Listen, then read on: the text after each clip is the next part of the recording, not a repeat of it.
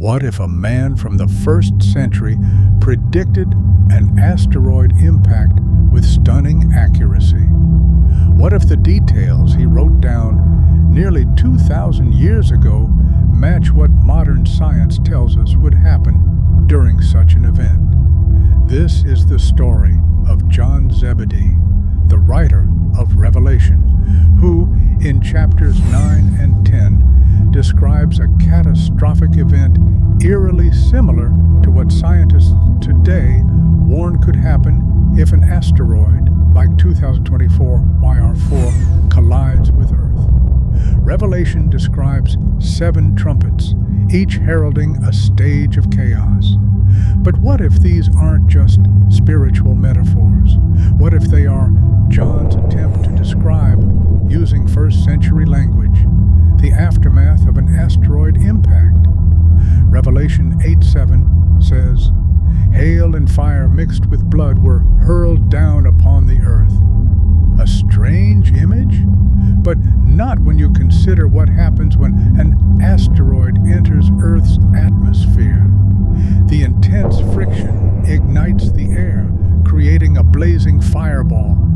Upon impact, it sends molten debris skyward, fiery rock that would rain down like hail. The blood? If the meteorite contains iron, the combustion could produce a reddish hue, making the sky rain what appears to be blood. Additionally, the destruction that follows could turn rivers red with the aftermath of devastation. Verse 8 describes something like a great mountain burning with fire, being thrown into the sea. This is almost a perfect description of a massive asteroid striking an ocean. If 2024 YR4 were to impact, it would trigger waves so immense they could flood entire coastlines, just as Revelation describes. John writes of a falling star named Wormwood, turning the waters bitter and poisoning many. On September 15, 2007, a meteorite struck near Lake Titicaca in southern Peru. Villagers fell ill due to arsenic poisoning released from the impact, contaminating their water supply. An asteroid strike can release toxic elements, making fresh water deadly, matching what John foresaw. Verse 12 speaks of the sun and moon darkened. Scientists confirm that a large asteroid impact would send dust and ash into the atmosphere, blocking sunlight for months, even years, a phenomenon known as an impact winter. John, in a time with no knowledge of atmospheric science, somehow described the very effect scientists warn of today. Then, something strange. Smoke rises, and from it, creatures unlike anything seen before torment humanity. The Bible describes them as having the appearance of locusts, but with faces like humans and the power to harm. But here's the deeper revelation. John writes that the asteroid hitting Earth has the key to open the abyss. What does that mean? Ancient writers often used symbolic language to describe things beyond their understanding. John saw that the asteroid's impact wasn't just destruction, it was the exact amount of force required to unlock something buried deep beneath the earth. The writer of Jude, in verse 6, speaks of powerful fallen angels locked in the abyss, awaiting the day of revelation. What if this asteroid impact is not just an accident, but the very force that opens their prison? NASA has not yet figured out whether Apophis or Asteroid 2024 YR4 will hit Earth in 2029 or 2032, respectively, even with all their advanced instruments.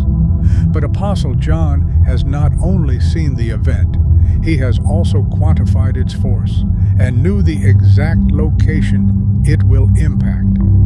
We have seen countless UFO disclosures, videos, and government reports that hint at non-human entities. But when these beings finally emerge, not from the skies, but from beneath the earth, governments will tell you it's just an alien crash. They've already made movies to prepare you for their lies.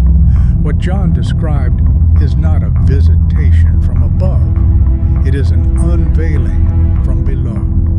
Revelation 9:17 describes an army of strange beings bringing destruction with fire, smoke, and sulfur.